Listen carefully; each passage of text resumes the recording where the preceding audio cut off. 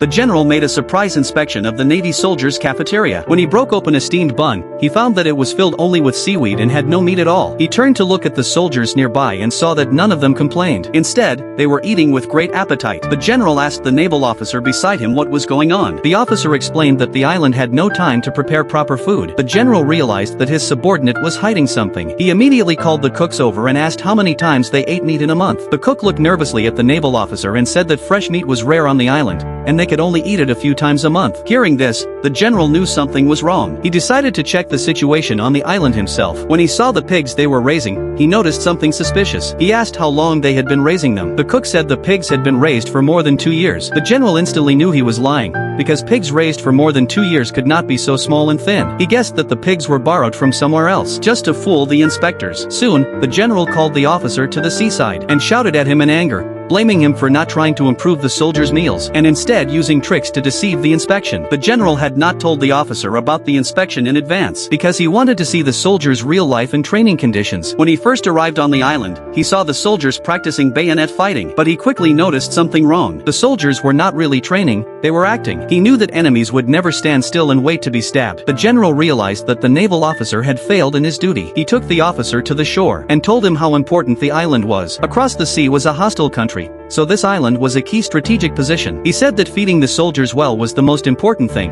and warned the officer to make sure the men trained properly. Hearing this, the officer lowered his head in shame. In the afternoon, when the general was about to leave, the officer and the soldiers came with gifts. They wanted to give the gifts to the general to apologize for trying to deceive him, but the general refused to accept them. Instead, he told them that after returning, he would increase the Navy's budget. He reminded the officer again that the island was the nation's defense line, and no matter what, they must make sure the soldiers stationed there lived well. So, what do you think? Would a high-ranking officer in real life really eat with ordinary soldiers?